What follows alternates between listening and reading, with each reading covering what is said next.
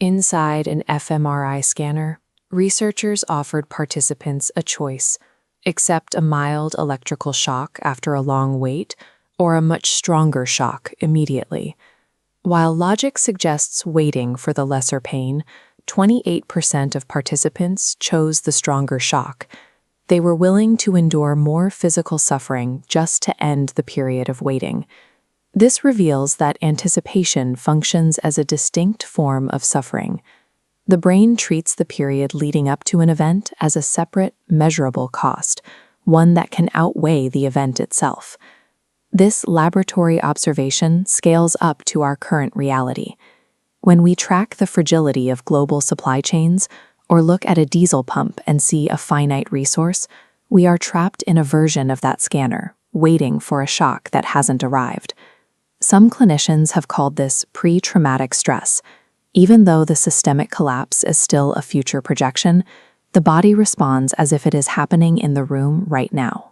Because the research subjects who chose more pain to avoid waiting were labeled extreme dreaders, we have to recognize that holding data on civilizational risk places us in that same biological category. We are paying a physiological tax on a future that is still unfolding. This reaction stems from the amygdala, an almond-shaped structure deep in the brain. It is an alarm system evolved for a single critical purpose: immediate survival. The amygdala was built to handle physical, time-limited threats, like a charging bear. When it detects danger, it triggers the HPA axis, flooding the blood with cortisol and redirecting oxygen to the limbs. Within a quarter of a second, the body is ready to fight or run. In the wild, this loop is self-correcting. You escape the predator, the danger ends, and the cortisol clears from the system. This hardware is a lifesaver for brief physical encounters. However, it is poorly suited for a world defined by abstract, systemic threats.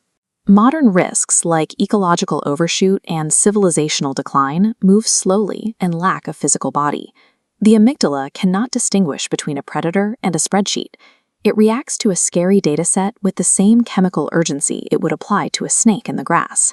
Unable to fight economic trends or outrun climate shifts, cortisol remains elevated for years. The sustained pressure, allostatic load, is the price of a threat response that never rests. It damages the brain, weakening the prefrontal cortex for planning and impairing the hippocampus for memory. By remaining in a state of dread about the future, we erode the very cognitive bandwidth we need to address that future. We can intervene in this cycle by using specific physiological and psychological pathways to signal the brain that it can safely exit the fight-or-flight loop. Reframing is a mental intervention. The psychiatrist Viktor Frankl, who survived the concentration camps, argued that even when we cannot change our situation, we can choose the meaning we assign to it. Seeing oneself as a participant in a historical transition, rather than a helpless victim, changes the internal narrative. Somatic resets address the body.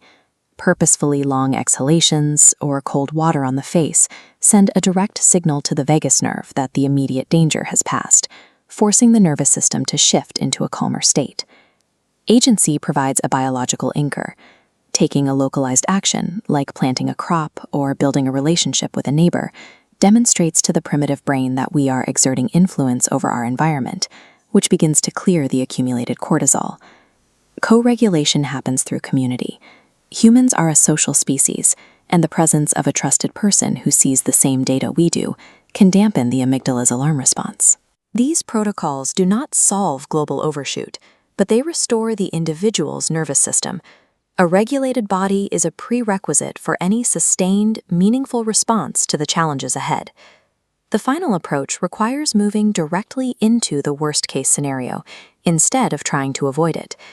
When we allow the body to fully process the grief and fear associated with our expectations of the future, the dread eventually runs its course and loses its grip on the present. Moving through dread leads to a state of presence.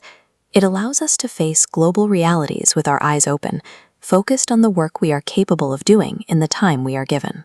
We have built our world on a high-stakes assumption that our industrial momentum is as unsinkable as the steel hulls we once set into the Atlantic.